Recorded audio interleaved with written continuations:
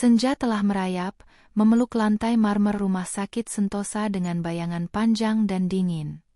Risa tidak menyadari perpindahan waktu, matanya terpaku pada pintu kayu kokoh icu, seolah tatapannya bisa menembus kaca buram dan mencapai ranjang ibunya di dalam sana.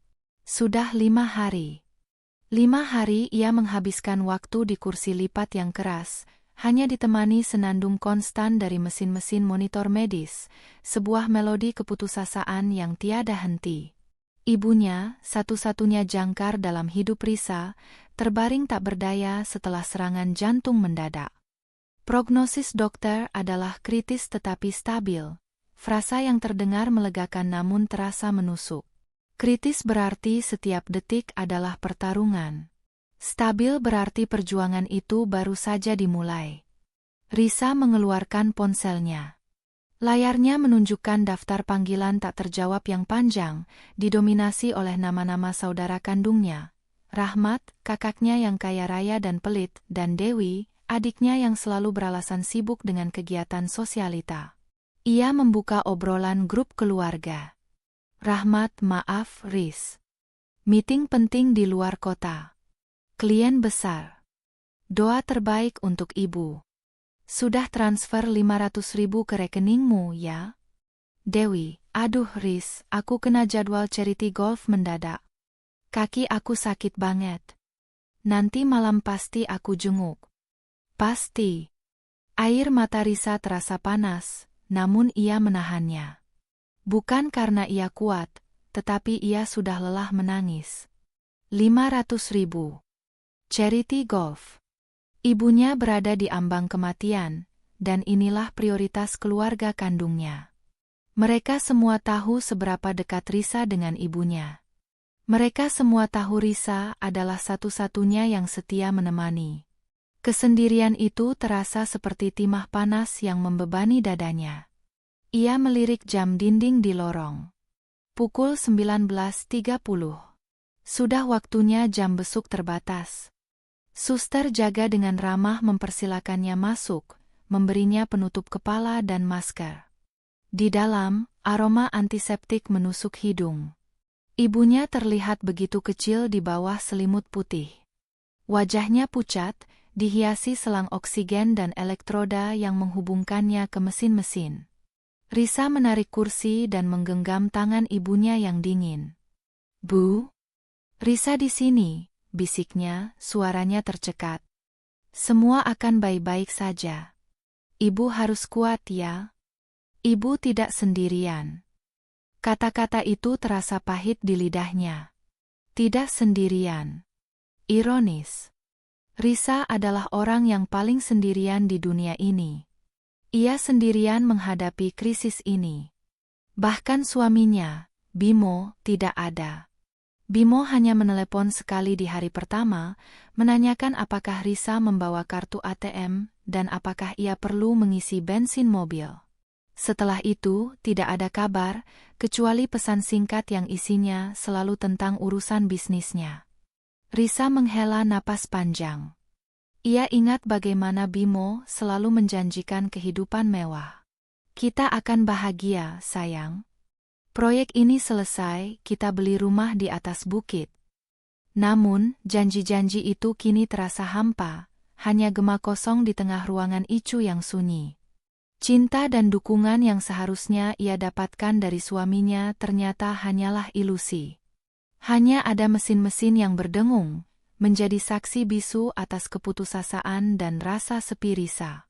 Ia menutup mata, mencoba menyerap kekuatan dari genggaman tangan ibunya, berharap keajaiban datang sebelum ia benar-benar hancur. Ia tidak tahu bahwa pukulan kedua, yang jauh lebih menyakitkan daripada pengkhianatan saudara-saudaranya, sedang dalam perjalanan. Pukulan itu datang dari pria yang ia sumpahi untuk ia cintai seumur hidupnya. Setelah 10 menit, Risa dipersilakan keluar. Ia berjalan gontai, melewati kursi-kursi kosong, merenungkan betapa berharganya waktu yang ia miliki bersama ibunya. Kesendiriannya adalah beban terberat, dan ia tahu, malam ini akan menjadi malam terpanjang. Risa mencari tempat yang agak sepi di luar koridor Icu, bersandar di dinding. Ia perlu menarik napas, membersihkan pikiran, sebelum kembali ke mode siaga. Saat itulah ponselnya bergetar, menampilkan nama Bimo. Risa berpikir ini adalah panggilan dukungan yang terlambat, namun ia salah besar. Risa menekan tombol jawab dengan jantung berdebar. Ada sedikit harapan bahwa Bimo akhirnya menunjukkan kepedulian. Mungkin ia akan bilang, "Aku sudah di jalan, sayang. Aku akan menjagamu." Namun, panggilan itu hanya berlangsung singkat. Bimo terdengar sibuk, bising mesin di sel samar-samar terdengar dari seberang telepon. "Halo, Bim? Kamu di mana?" tanya Risa. "Aku lagi meeting penting banget di luar kota, Riz. Udah aku bilang kan? Kamu fokus jaga ibu aja, ya," jawab Bimo, nadanya datar dan terburu-buru. "Oh ya, ini yang paling penting. Aku kirim pesan, kamu baca baik-baik." Bimo segera menutup telepon sebelum Risa sempat bertanya lebih jauh tentang keadaannya atau urusan bisnisnya. Risa menatap ponselnya, bingung. Kepalanya masih pusing akibat kurang tidur dan tekanan emosional. Ia berjalan menuju kafetaria rumah sakit yang remang-remang, berharap kopi hitam pekat bisa mengusir kabut di pikirannya. Saat ia duduk di sudut yang sunyi, ponselnya bergetar lagi. Itu pesan teks dari Bimo. Risa membukanya, mengharapkan kata-kata manis atau setidaknya sebuah emotikon hati. Apa yang ia lihat alih-alih adalah pukulan telak yang membuat napasnya tercekat, menjatuhkan kopi panasnya hingga sedikit tumpah di meja. Dari Bimo. "Sayang, penting banget. Proyek ini harus closing malam ini. Aku butuh dana segar. Transfer 150 juta sekarang juga. Ke rekening lama kita. Jangan tunda-tunda. Ini penentu masa depan kita." Rasa panas yang menjalari tangan Risa akibat tumpahan kopi tidak seberapa dibandingkan dengan rasa dingin yang menyergap hatinya. 150 juta. Bukan kata-kata penyemangat, bukan tawaran untuk datang, bukan pertanyaan tentang kondisi ibunya. Hanya tuntutan finansial yang dingin dan mendesak. Risa menatap layar ponselnya, membaca ulang angka itu. 150 juta, sementara ibunya berjuang antara hidup dan mati, suaminya hanya peduli tentang angka di rekening bank. Ia membalas pesan itu, tangannya gemetar. Kepada Bimo. "Bim, kamu serius? Ibu lagi kritis di Icu. Aku sendirian di sini. Dan kamu malah minta uang sebanyak itu? Kamu waras?" Balasan Bimo datang hampir instan. Kali ini tanpa basa-basi, sayang. Dari Bimo. "Jangan lebay, Riz. Ibu kamu kan sudah ada dokter dan suster yang jaga. Kamu cuma duduk di luar kan? Kalau proyek ini berhasil, kita bisa bayar biaya rumah sakit yang paling mahal sekalipun. Ini investasi. Cepat transfer sebelum jam 10 malam. Jangan sampai aku kecewa." Kalimat "kamu cuma duduk di luar kan?" adalah paku terakhir yang menancap di peti mati kesabarannya. Risa merasakan luapan emosi yang begitu kuat hingga hampir meledak. Itu bukan lagi kesedihan, tetapi kemarahan yang membakar. Ia menyadari prioritas Bimo. Ibunya, orang yang melahirkan dan membesarkannya, tidak berarti apa-apa bagi Bimo. Hanya harta dan proyek ambisius suaminya yang penting. Risa bangkit, meninggalkan cangkir kopi yang kini dingin. Ia berjalan cepat kembali ke koridor Icu, matanya berkaca-kaca karena amarah. Ia telah mendedikasikan tahun-tahun pernikahannya untuk Bimo, mendukung setiap rencana bisnisnya yang berisiko, dan mempercayai setiap janji muluk-muluknya. Ini balasannya. Di saat ia paling rapuh, Bimo malah menusuknya dari belakang. Keputusan Risa mengeras, sekuat baja. Ia tidak akan mentransfer uang itu. Bukan karena ia pelit, tetapi karena harga dirinya dan rasa hormatnya terhadap ibunya, menolak untuk tunduk pada keegosan Bimo. Ia harus melihat mata Bimo, harus menanyakan mengapa suaminya bisa begitu tega. Risa kembali ke kursi tunggunya. Ia menekan nomor Bimo, tetapi ponselnya tidak aktif. Ia tahu Bimo akan datang. Pria itu terlalu terobsesi pada uang untuk tidak menemuinya secara langsung setelah permintaannya ditolak. Risa menunggu, mempersiapkan diri untuk konfrontasi yang tak terhindarkan. Ia bukan lagi Risa yang lemah dan putus asa. Ia adalah seorang wanita yang baru saja menyadari bahwa ia telah menikahi seorang pengkhianat, dan pengkhianatan itu memberinya kekuatan yang tidak ia sadari sebelumnya, tekad untuk melawan. Malam itu, ia tidak hanya menunggu kabar ibunya, ia menunggu suaminya untuk memberikan pelajaran yang tidak akan pernah ia lupakan. Pukul 11 malam. Risa sedang mencoba memejamkan mata di kursi tunggu yang dingin ketika ia mendengar langkah kaki yang tegas, bukan langkah kaki lelah khas pengunjung rumah sakit larut malam. Ia mendongak. Di ambang koridor, berdiri Bimo, mengenakan setelan bisnis yang rapi, terlalu rapi untuk seseorang yang datang ke rumah sakit. Wajahnya keras, tanpa jejak simpati. Risa. Bimo berjalan mendekat, suaranya pelan namun penuh tuntutan. Mana transfernya? Kenapa kamu tidak menjawab teleponku?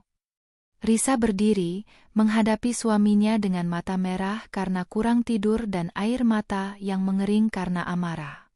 Disinilah mereka, di hadapan pintu Icu tempat ibunya berjuang hidup, dan yang pertama kali keluar dari mulut suaminya adalah uang. Aku tidak transfer, Bim, jawab Risa, suaranya bergetar tetapi ia memaksakan ketenangan. Aku ingin kamu melihat keadaannya dulu. Ia menunjuk ke pintu Icu. Ibuku sedang di dalam. Kritis. Dan yang kamu tanyakan cuma saldo rekening? Bimo mendengus, mengabaikan pintu Icu seolah itu hanya dinding polos.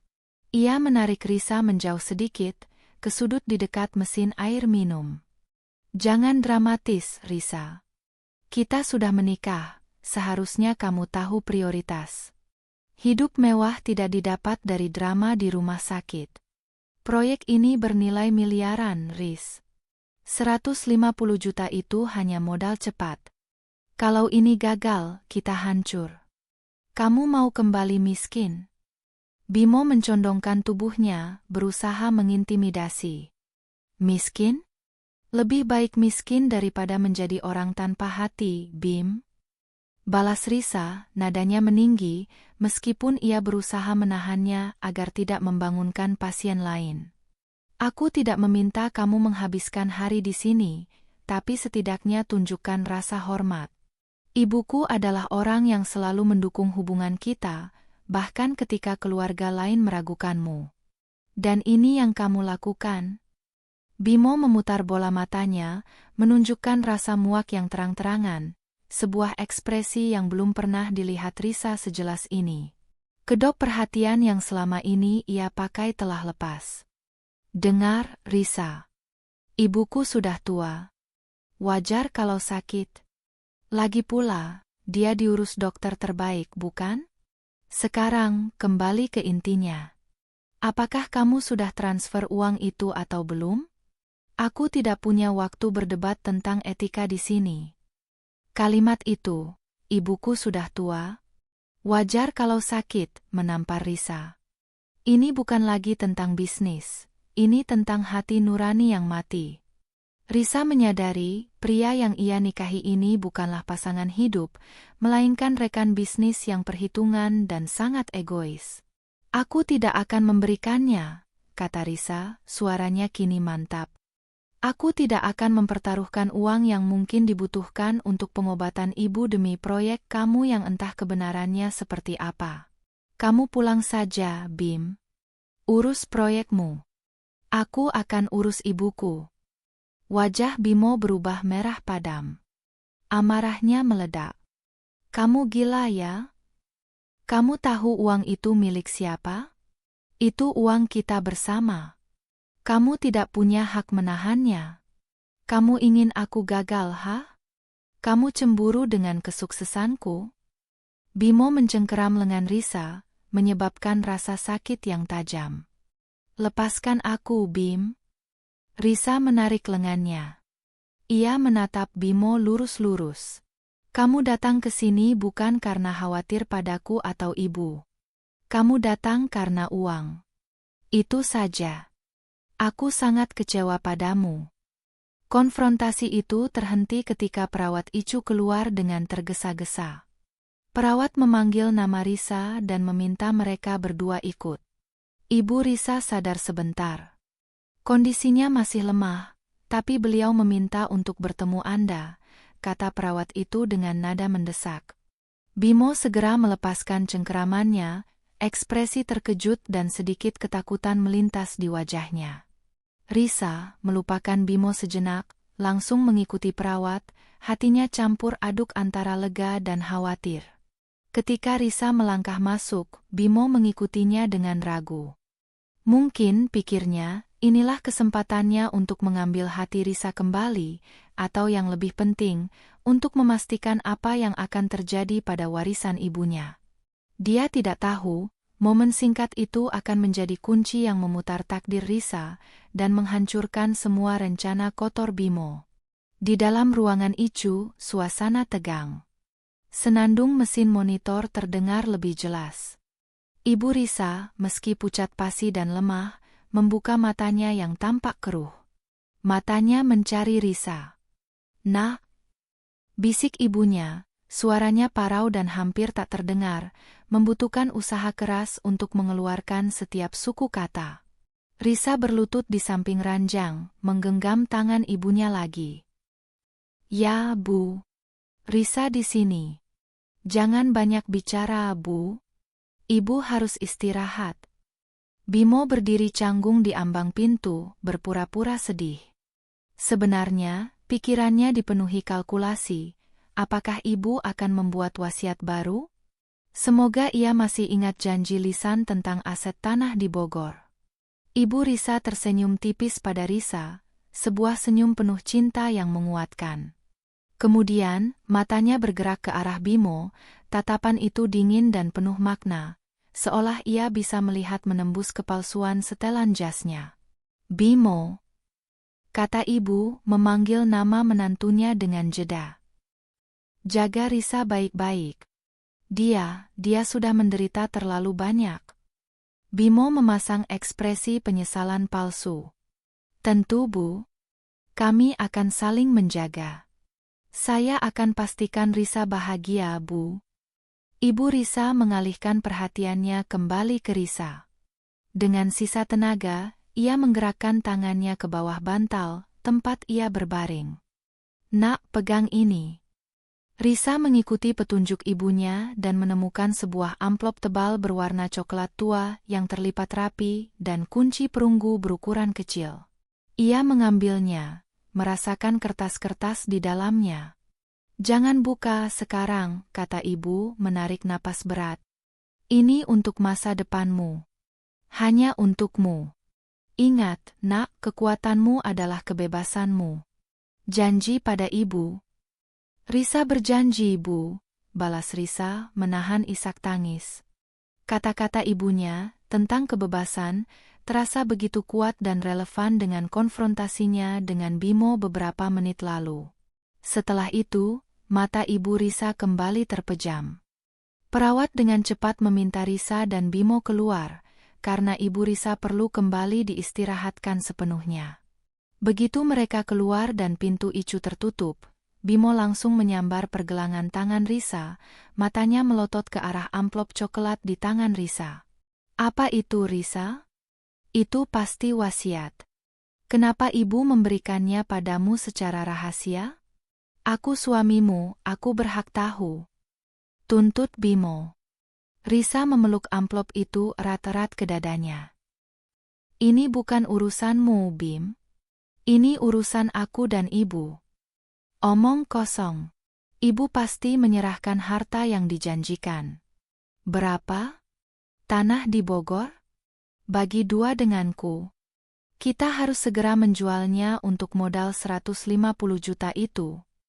Bimo mencoba merebut amplop itu dengan paksa, namun Risa mundur cepat. Jangan sentuh aku. Aku bilang ini bukan urusanmu. Aku akan memberikannya kepada pengacara ibu besok. Kamu jangan pernah berpikir kamu akan mendapatkan sepeser pun dari ibu setelah apa yang kamu lakukan malam ini. Ancam Risa, matanya menyala. Malam itu, Risa tidak bisa tidur. Ia duduk di mobil yang dibeli dengan uang hasil jerih payah ibunya, memegang erat amplop itu. Rasa penasaran bercampur dengan rasa takut. Akhirnya, Risa melanggar pesan ibunya dan memutuskan untuk membuka amplop itu, di bawah cahaya lampu jalan yang redup. Di dalamnya, ada 2 dokumen utama, wasiat terakhir yang ditandatangani 2 minggu sebelumnya. Setelah konsultasi dengan pengacara, ternyata Ibu Risa sudah merasakan kesehatannya menurun, dan dokumen kepemilikan saham mayoritas di sebuah perusahaan konstruksi skala kecil yang didirikan ayahnya dulu, yang selama ini dikelola diam-diam oleh ibunya. Aset yang selama ini tersembunyi dari Bimo. Aset itu bernilai jauh melampaui teks 150 juta. Ada juga sebuah surat tulisan tangan ibu. Nak, ibu tahu Bimo hanya mencintai uang. Ibu sudah melihatnya. Gunakan ini untuk hidupmu, bukan untuk memenuhi kerakusan orang lain. Ini adalah kekuatanmu untuk memulai hidup baru. Bebaskan dirimu. Risa ambruk di kursi mobil, air mata panas mengalir deras. Ibunya tahu. Ibunya telah melihat pengkhianatan Bimo bahkan sebelum Risa melihatnya. Air mata itu kini bukan lagi air mata keputusasaan, melainkan air mata kelegaan dan kekuatan. Ia bukan hanya mendapat harta, ia mendapat mandat kebebasan. Risa memasukkan dokumen-dokumen itu kembali ke dalam tasnya. Bimo meminta teks 150 juta? Dia tidak akan mendapatkan apa-apa. Sebaliknya, Risa akan menggunakan warisan tak terduga ini untuk membalikkan keadaan. Permintaan Bimo yang dingin malam itu adalah kesalahan terbesar dalam hidupnya, karena itu telah mengaktifkan bom waktu yang diletakkan oleh mertuanya sendiri. Risa tahu apa yang harus ia lakukan. Permainan baru saja dimulai. Pagi itu, Risa bertindak cepat dan dingin. Kelelahan yang ia rasakan selama hari-hari di rumah sakit tergantikan oleh fokus yang tajam. Ia meninggalkan pesan singkat kepada Bimo bahwa ia sedang mengurus masalah warisan dan akan menghubunginya setelah semuanya beres. Tentu saja, itu hanyalah taktik untuk mengulur waktu dan menjauhkan Bimo dari rumah sakit. Langkah pertama Risa adalah menghubungi Pak Jaya, pengacara terpercaya ibunya, yang namanya tertera pada surat wasiat. Mereka bertemu di kantor Pak Jaya, jauh dari jangkauan Bimo. Risa menyerahkan amplop coklat itu. Pak Jaya, seorang pria paruh baya yang tenang, membaca dokumen-dokumen itu dengan seksama, mengangguk pada detail wasiat yang telah ia siapkan sebelumnya, dan terkejut melihat dokumen kepemilikan saham yang disembunyikan ibunya. Ibumu adalah wanita yang sangat cerdas, Nona Risa, komentar Pak Jaya. Beliau memastikan semua aset utama ini dialihkan ke nama Anda segera setelah wasiat dibacakan. Ini sepenuhnya milik Anda. Suami Anda tidak punya klaim apapun atas aset ini, bahkan jika itu adalah harta gono gini, karena ini adalah warisan pribadi. Bagus, kata Risa, suaranya mantap. Saya ingin Anda segera memproses pengalihan aset dan kepemilikan saham ini atas nama saya. Secepatnya. Tentu, jawab Pak Jaya. Dan langkah selanjutnya, saya ingin mengajukan gugatan cerai. Sekarang. Risa menatap Pak Jaya tanpa keraguan. Saya sudah melihat siapa Bimo yang sebenarnya. Dia datang ke sini meminta uang saat ibuku diambang kematian. Saya tidak akan membiarkan orang seperti dia berada di dekat saya, atau harta yang ditinggalkan ibu saya untuk masa depan saya. Pak Jaya tidak terlihat terkejut. Saya sudah menduga ini. Saya akan menyiapkan semua berkasnya. Kita akan menggunakan dasar pengkhianatan emosional dan penelantaran di saat krisis. Setelah menyelesaikan urusan legal, Risa memulai eksekusi. Bimo mengiriminya rentetan pesan, dari memohon hingga mengancam, menanyakan keberadaan teks 150 juta itu. Dari Bimo. Riz, kamu di mana? Transfer uang itu sekarang. Semua sudah kacau. Aku butuh dananya. Kalau proyek ini gagal, kamu yang salah. Risa membalasnya dengan dingin dan singkat, tak peduli dengan kata-kata ancaman suaminya. Kepada Bimo, aku sedang menyelesaikan urusan aset ibu. Jangan khawatir, aku akan memastikan semua hak tersalurkan. Tunggu aku di rumah besok pagi. Janji hak tersalurkan itu sengaja dibuat ambigu. Bimo pasti berpikir Risa akan membawa uang teks 150 juta hasil penjualan salah satu aset ibunya. Risa tahu, Bimo sudah terjebak dalam masalah finansial besar akibat keterlambatan ini, dan dia akan membiarkan Bimo semakin terpuruk. Risa menghabiskan malam itu di rumah sakit, kembali ke sisi ibunya. Ia tidak lagi merasa sendiri. Ia kini memiliki kekuatan finansial dan keberanian. Saat ia duduk, ia memikirkan rencana pertemuan besok. Bimo ingin teks 150 juta? Dia akan mendapatkan kejutan yang harganya jauh lebih mahal daripada angka itu. Keesokan paginya, Risa menemui ibunya sebentar. Meskipun ibunya belum sadar sepenuhnya, Risa membisikkan tekadnya. Bu, Risa baik-baik saja. Risa akan menggunakan kebebasan yang ibu berikan. Risa meninggalkan rumah sakit, mengenakan pakaian yang rapi, membawa tas berisi dokumen hukum dan surat-surat penting. Wajahnya tidak menunjukkan amarah, tetapi ketenangan yang mengerikan. Ia sudah siap. Ia sudah memproses pengalihan saham. Gugatan cerai sudah didaftarkan. Yang tersisa hanyalah konfrontasi terakhir untuk menyerahkan surat putusan itu dan menyaksikan Bimo runtuh dalam keangkuhannya. Pembalasannya bukan berbentuk kekerasan, tetapi berbentuk kebenaran dan legalitas yang tak terhindarkan. Risa tiba di apartemen mereka. Pintu terbuka dengan suara berderit yang mengganggu. Di ruang tamu, Bimo mondar-mandir seperti singa kelaparan. Wajahnya kusut, matanya merah, bukan karena menangisi mertuanya, tetapi karena semalam suntuk menahan panik finansial. Akhirnya, kemana saja kamu, Risa? Kenapa ponselmu tidak aktif semalaman? Bimo menyerbu, mengabaikan sapaan apapun. Cepat. Mana uangnya? Proyekku scramble. Aku sudah bilang, ini harus closing kemarin. Keterlambatanmu membuatku kehilangan mitra utama. Aku butuh teks 150 juta itu sekarang untuk menutupi kerugian awal. Risa meletakkan tasnya di atas meja marmer dengan gerakan tenang.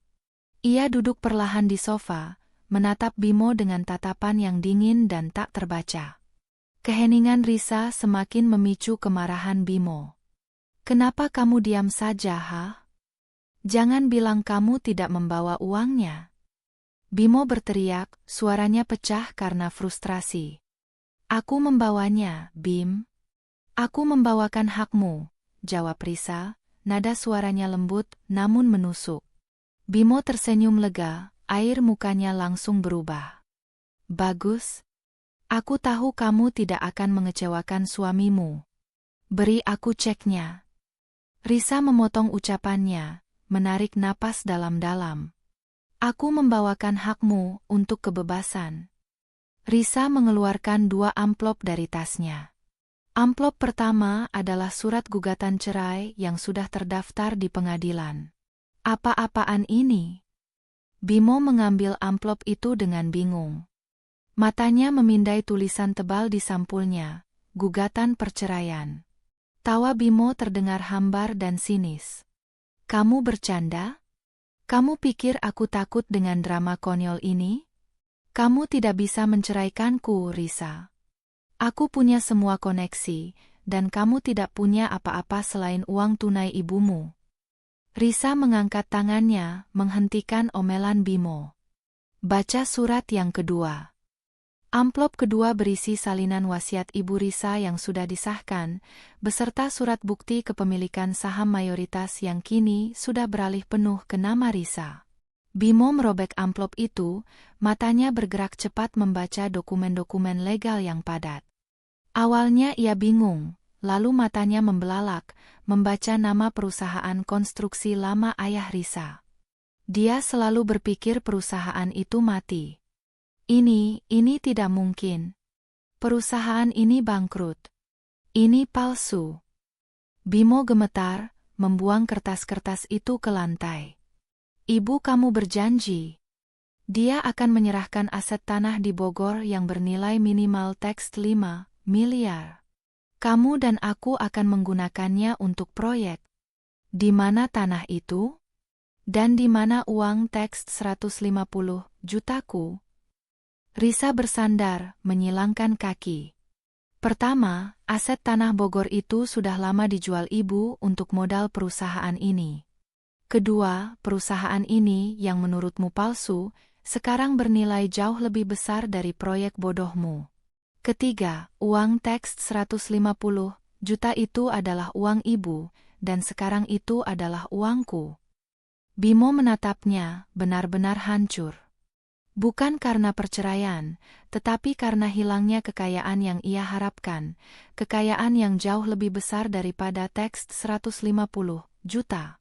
Dia menyadari seluruh rencana hidupnya untuk menguasai harta mertuanya telah gagal total di detik-detik terakhir. Kamu melakukan ini untuk membalas dendam karena aku minta uang. Bimo merangkak, meraih kaki Risa. Sayang, aku minta maaf. Aku panik. Proyek itu penting. Aku bisa mengembalikan uang teks 150 juta itu 3 kali lipat. Risa menarik kakinya dengan jijik. Kamu tidak gagal karena proyekmu, Bim. Kamu gagal karena kamu menunjukkan siapa dirimu yang sebenarnya. Kamu memilih uang saat ibuku sedang berjuang. Kamu menganggapku cuma duduk di luar. Sekarang kamu boleh pergi, atau pengacaraku yang akan mengurus pengusiranmu. Bimo mencoba membela diri, mengancam untuk menuntut, tetapi Risa mengeluarkan ponselnya. Pak Jaya sudah menunggu. Kamu tidak punya apa-apa lagi di sini.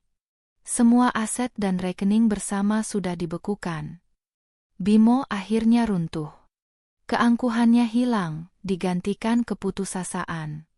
Ia tahu Risa benar-benar memiliki kendali hukum. Ia tidak mendapatkan teks 150 juta, dan ia kehilangan kekayaan masa depannya yang bernilai miliaran, semua karena ia gagal menunjukkan empati selama 2 hari.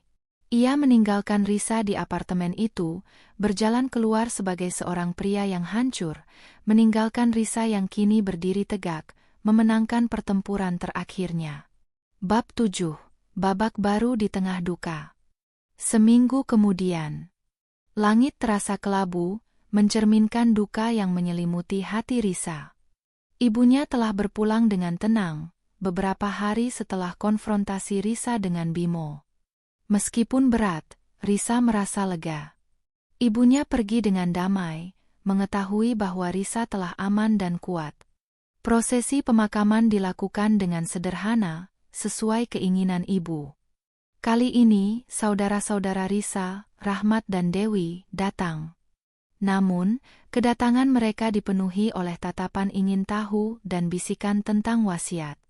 Ketika Pak Jaya membacakan wasiat di hadapan mereka, yang menyatakan bahwa Risa adalah pewaris tunggal semua aset dan saham, kedua saudaranya terkejut dan marah.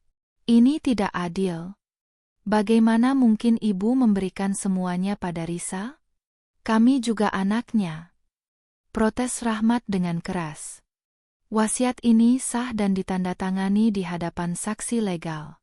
Nona Risa adalah pewaris tunggal, jelas Pak Jaya, tenang. Risa hanya berdiri tegak, tidak perlu berdebat. Ia telah belajar bahwa energi yang terbuang untuk melawan orang-orang serakah lebih baik digunakan untuk membangun dirinya. Ia membiarkan Pak Jaya mengurus semua urusan hukum, termasuk menghadapi Bimo yang mencoba melakukan negosiasi ulang melalui pengacaranya.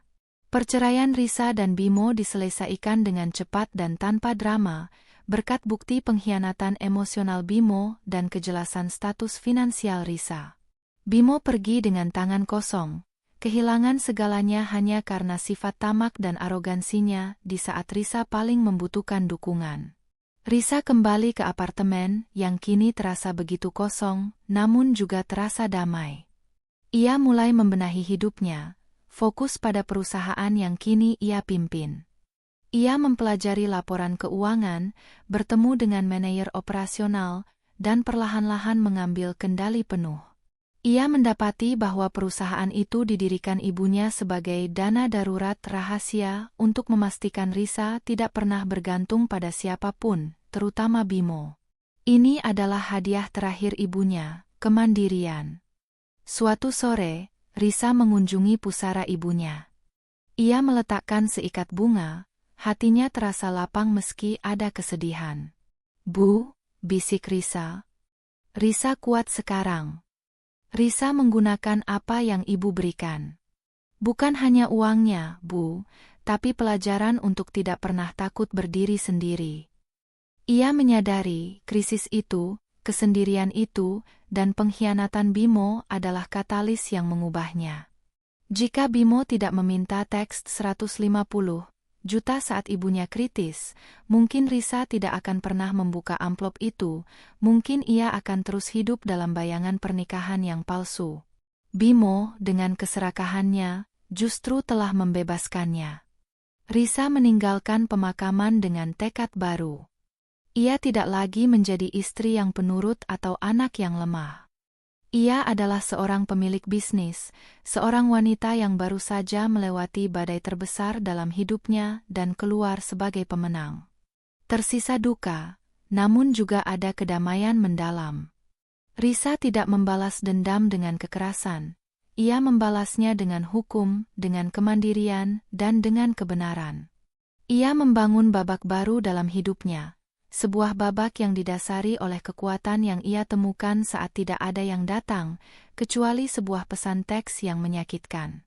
Ia melihat ke depan, bukan ke belakang. Masa depan Risa, sebagai seorang wanita yang mandiri dan kaya raya berkat kebijaksanaan ibunya, baru saja dimulai.